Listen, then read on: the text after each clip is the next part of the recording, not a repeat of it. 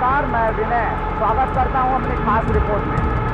और इस बार की मेरी खास रिपोर्ट है चलो कोलकाता, यानी कि एक ऐसा महानगर जिसने आधुनिक युग की बसने वाले सबसे प्राचीनतम महानगरों में माना जाता है। करीब 4-4.5 करोड़ की आबादी वाले इस नगर का नाम 2001 में आधिकारिक रूप से कोलकाता कहा गया। इससे प्राचीन में इसे कलकत्ता, कोलिकता या हिंदू भाषी लोग कलकत्ता के नाम से जानते थे। ऐसे में इसके विभिन्न प्रकार के ऐसे प्राचीन और ऐतिहासिक स्थल हैं जिसकी चिंताएँ अलग हैं, इसकी पहचान अलग है। और उसी में से आज हम आपको ले जा रहे हैं यहाँ के कोलकाता की सबसे पहचान कहे जाने वाले हावड़ा ब्रिज के दिखाने के लिए, जिसकी एक अलग ही महत्व मात्र 2 खंभों पर ब्रिज टिका हुआ है, जिस पर हर रोज लाखों की संख्या में गाड़ियाँ, वाहन या टैक्सी की बात की जाए या बस की बात की जाए गुजरती है। वैसे में इस कोलकाता नगर का एक विशेष महत्व है। तो आइए दिखाते हैं आपको हावड़ा ब्रिज का नज़ारा। टीम के माध्यम से हावड़ा ब्रिज की तरफ जा रहे हैं। ये नज़ारा इस टीम में बैठे लोगों का आखिर एक अलग ही कोलकाता का अपना पहचान, जिसे देखने के बाद हर कोई ये महसूस कर लेता है कि हम ऐसे किसी दूसरे महानगर के बीच आए हैं जिसकी एक ऐतिहासिक धरोहर के रूप में माना जाता है। मुंबई के बाद दूसरा महानगर के रूप में प्रसिद्ध कोलकाता अपने विभिन्न ऐतिहासिक घटनाओं और ऐतिहासिक इमारतों की वजह से काफ़ी प्रचलित रहा है। एक घाट जहां पर कुछ लोग हुगली नदी, यानी जिसे गंगा कहते हैं, कुछ नदियों में आकर विलीन होने के बाद इसे यहाँ पर हुगली का नाम स्टीम खड़ी होती है और लोग बैठते हैं। ऐसे में एक बेहद प्राकृतिक का अनोखा सौंदर्य, जिसे देखने के बाद हर कोई अपने आंखों को शीतलता देता है।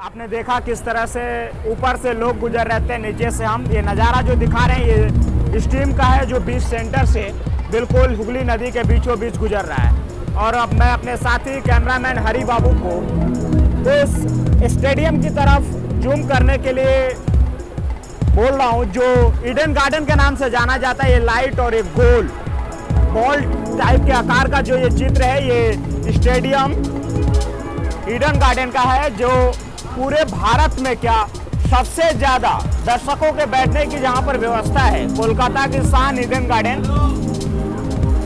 जहां पर हजारों की संख्या में लोग बैठकर मैच का आनंद उठाते हैं।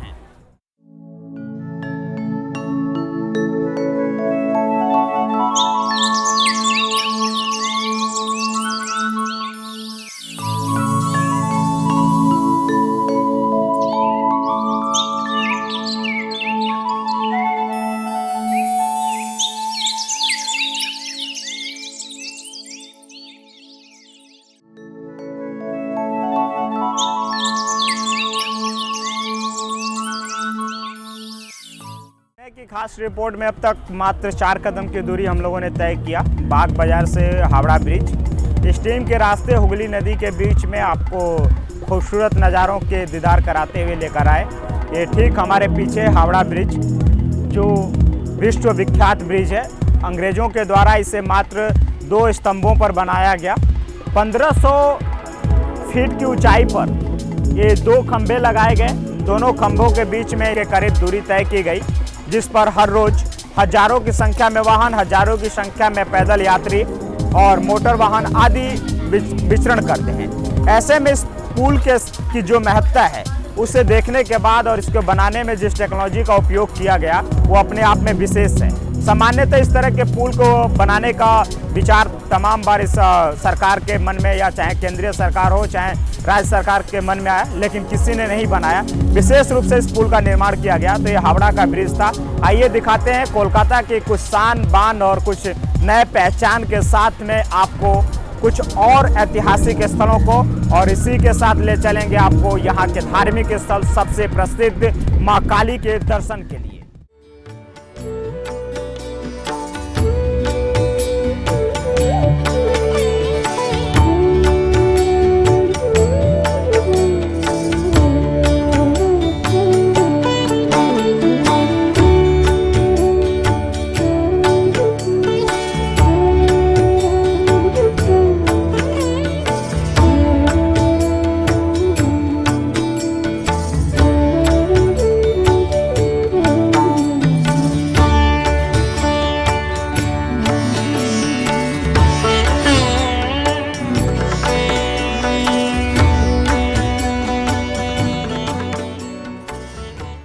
देखा आपने काली मंदिर कितना भव्य है, जिसे काफ़ी प्राचीन माना जाता है। माँ काली की शक्ति इतनी है और इन्हीं के नाम पर हिंदू धर्म की मान्यता है कि कलकत्ता नाम पड़ा।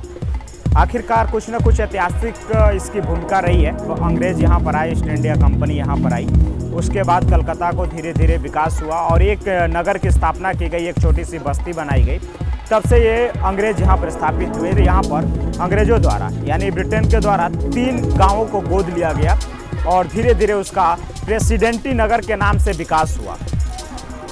आगे बढ़ता गया दौर और करीब 1700 के सन ईस्वी के आसपास इसे ब्रिटेन सरकार ने नागरिक न्यायालय के रूप में कोलकाता को घोषित कर दिया और काफ़ी समय तक कोलकाता अंग्रेज़ों की राजधानी के रूप में जानी जाती रही और अपना एक अलग ही पहचान बना के रखा। ऐसे में यहाँ पर कई ऐसे मेमोरियल भी हैं जिसे हम अंग्रेज़ों के काल से जानते हैं और अंग्रेज़ों के काल से उन्हें पहचान मिली। तो आइए कोलकाता के इस विनय की खास रिपोर्ट में आपको ले चलते हैं विक्टोरिया मेमोरियल के तरफ, और जिसका दिखाएंगे किस तरह से इसका निर्माण हुआ, आखिर क्या खास है जो एक अपने आप में विश्वदायिक धरोहर के रूप में विक्टोरिया मेमोरियल जाना जाता है।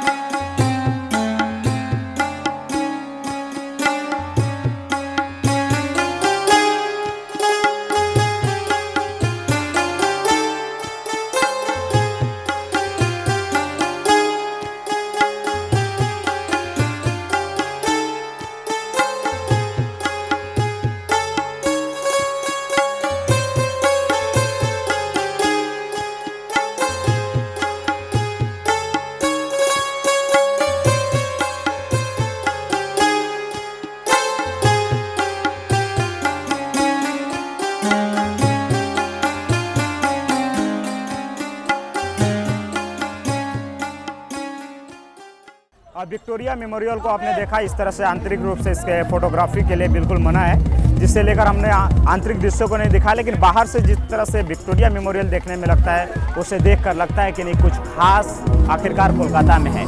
आइए विक्टोरिया मेमोरियल के बाद तारामंडल की कुछ झलकियाँ बाहर से ही दिखाएंगे, जिसके अंदर पूरे ब्रह्मांड की रचना की जाती है और लोगों को समझाया जाता है कि किस ग्रह को किस स्थान पर स्थापित किया गया है। और उसके बाद आपको ले चलेंगे इस शहर की कुछ विशेष झलकियों के लिए, जिसे देखने के बाद आप भी कह उठेंगे कि आखिर कोलकाता तो कुछ है। और विनय की खास रिपोर्ट, चलो कोलकाता में एक बार जरूर आप यहाँ पर पधारेंगे और इस ऐतिहासिक नगरी का दीदार करेंगे।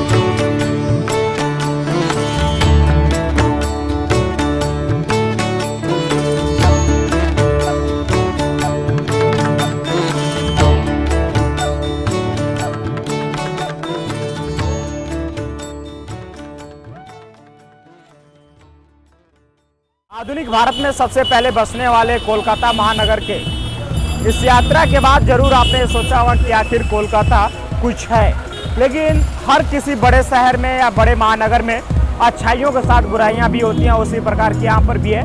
वेस्ट बंगाल का ये सबसे बड़ा महानगर वर्तमान में ये सबसे बड़ा फुटपाथ नगर के नाम से भी जाना जा सकता है, क्योंकि यहाँ पर फुटपाथ पर रहने वाले सबसे ज़्यादा जनसंख्या है। मुंबई, दिल्ली, चंडीगढ़ इत्यादि जितने भी बड़े महानगर हैं, जितने पे फुटपाथ पे रहने वालों की संख्या जिस नगर में कम है, लेकिन उसी की अपेक्षा इस कोलकाता महानगर में फुटपाथ पर रहने वालों की संख्या बहुत ज़्यादा है। विनय की खास रिपोर्ट में बस आज इतना ही। फिर मिलेंगे किसी और नए शहर, किसी नए जगह और किसी नए ऐतिहासिक स्थलों के साथ। अपने साथी कैमरामैन हरि बाबू के साथ विनय को दीजिए इजाज़त। नमस्कार।